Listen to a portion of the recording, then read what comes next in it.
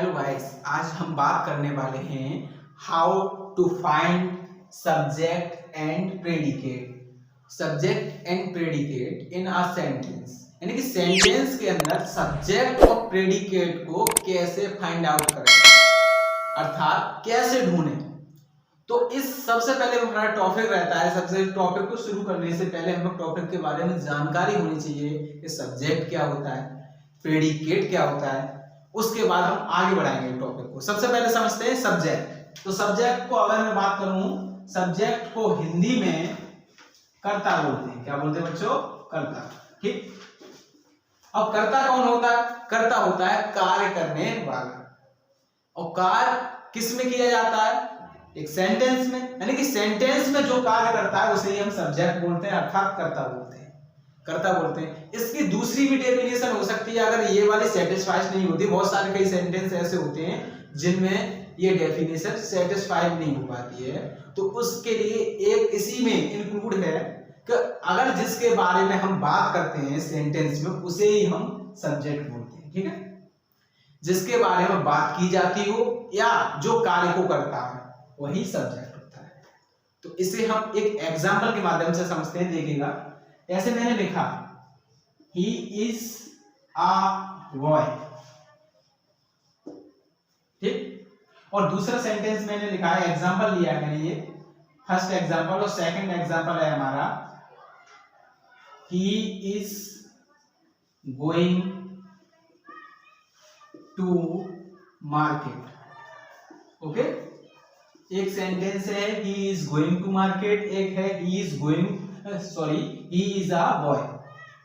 पहले सेंटेंस की बात की जाए तो हिंदी अर्थ है इसका वह एक लड़का है। दूसरे सेंटेंस की बात की जाए तो वह स्कूल जा रहा है।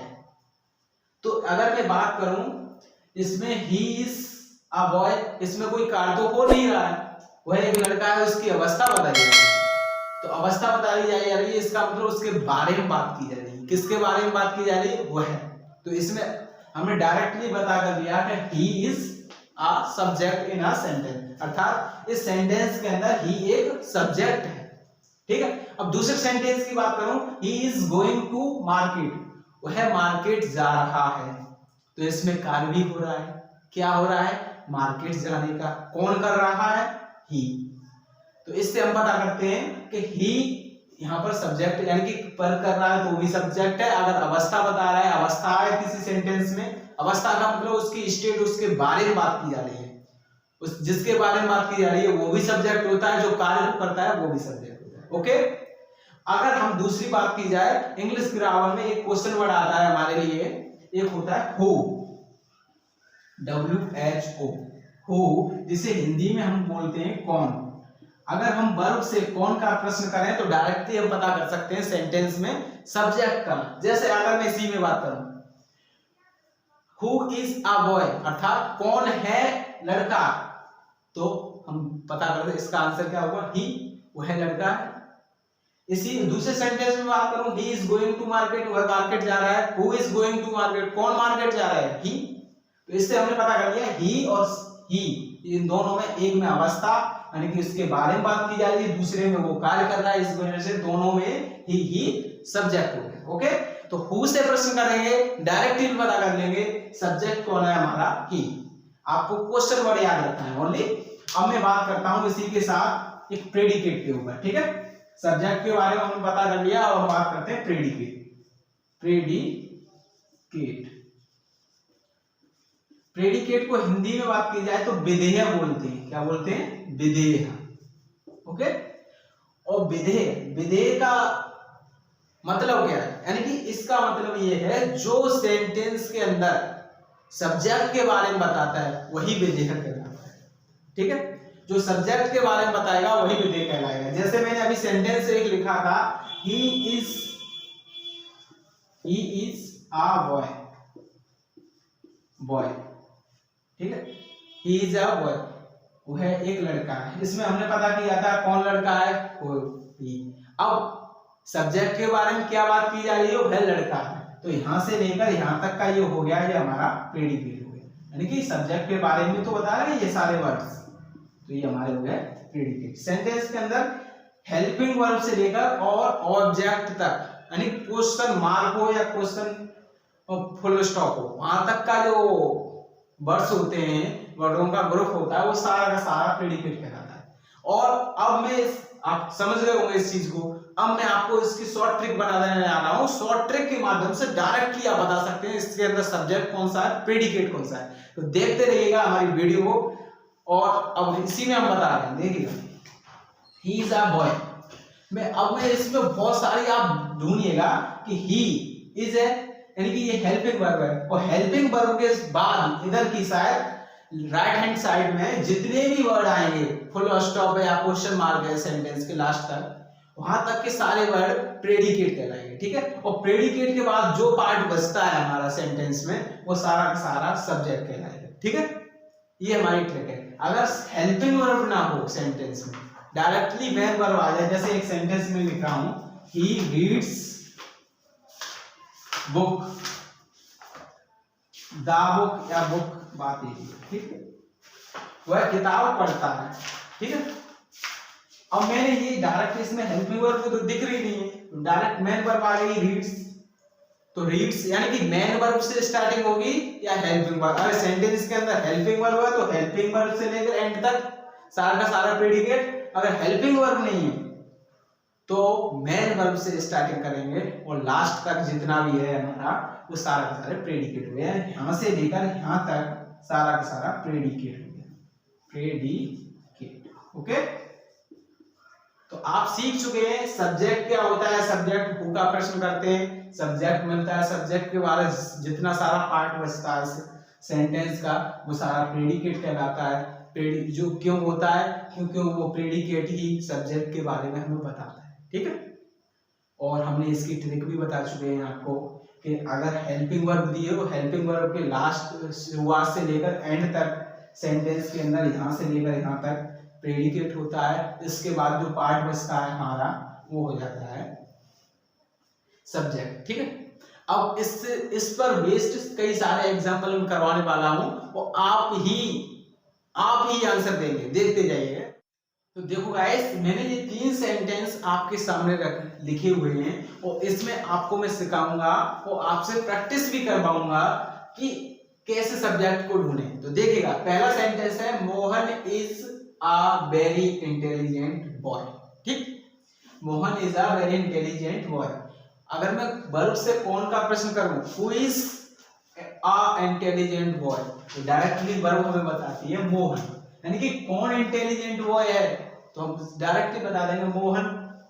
और मैंने आपको बताया था सब्जेक्ट के बाद जो भी पार्ट बचता है वो सारा का सारा क्या हो जाता है, ये तो हमने सब्जेक्ट बता दिया, सब्जेक्ट, वो सारा का सारा प्रेडिकेट हो जाता है। यहां से यहां तक का जो पार्ट बचा है प्रेडिकेट हो गया, ठीक है, ये प्रेडिकेट हो गया। और मैंने इसकी ट्रिक भी बताई थी, अगर वर्ब से हम हेल्पिंग वर्ब का पता कर लें तो डायरेक्ट हम पता कर लेंगे कि इसमें प्रेडिकेट की शुरुआत कहां से हुई है, ठीक है। हालांकि यहां हेल्पिंग वर्ब मेन वर्ब का कार्य कर रही है, मेन वर्ब का अर्थात लिंकिंग वर्ब का भी कार्य कर रही है। तो वर्ब के बाद टॉपिक बहुत सारा बड़ा टॉपिक है, तो इसको हम बाद में समझेंगे। उससे पहले हम ये समझते हैं ये वर्ब है, वो वर्ब से लेकर एंड तक का ये प्रेडिकेट होगा। उसके बाद जो पार्ट बचेगा हमारा क्या हो गया, सब्जेक्ट हो गया, ठीक है। अब मैं इस सेंटेंस में बात करता हूं, a black cat jumped on the table. एक काली बिल्ली, टेबल माने होता है मेज, मेज पर कूदी।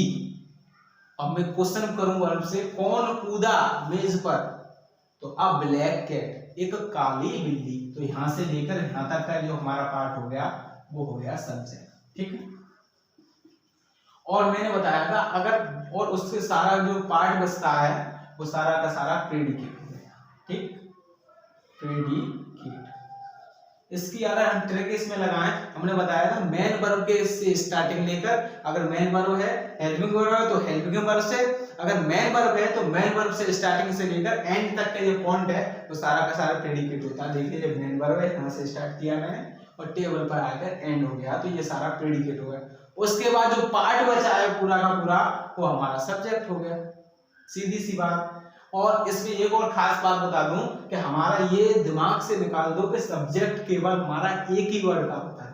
हमारा सब्जेक्ट बहुत सारा बड़ा हो सकता है। ये तो मैंने छोटा सा एग्जांपल लिया है, इससे बहुत सारे एग्जांपल हैं जो एक एक पूरा सेंटेंस ही बन गया है उनमें, और फिर भी आपको वो पूरा सब्जेक्ट और फिर आपको लगेगा कि ये प्रेडिकेट है।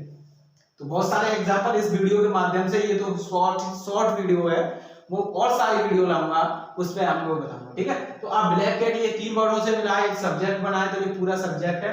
इसी के साथ अगली भी बात करता हूं, आ गर्ल विद आ बास्केट, एक लड़की बास्केट के साथ इज आ स्टैंडिंग, खड़ी हुई है, यानी कि एक लड़की बास्केट के साथ खड़ी हुई है। तो मैं वर्ब से कौन करूं, प्रश्न करूं कौन का, हु इज स्टैंडिंग, तो कौन खड़ा हुआ है, एक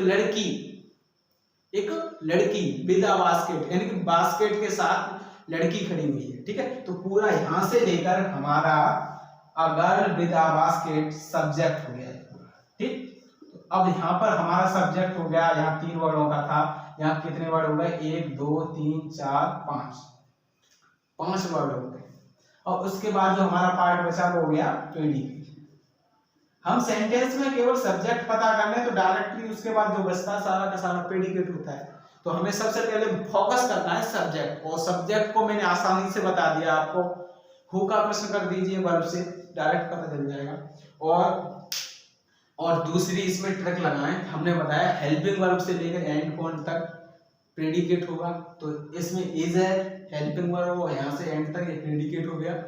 और उसके बाद जो पार्ट बचा है हमारा a girl with a basket, ये पूरा का पूरा सब्जेक्ट हो गया, ठीक है। अगर आपको वर्ब और हेल्पिंग वर्ब्स के बारे में जानकारी नहीं है, तो अब इसके बाद में इस वीडियो को लाने जा रहा हूँ, वो उसमें आपको डिटेल में वर्ब्स के बारे में बताऊंगा।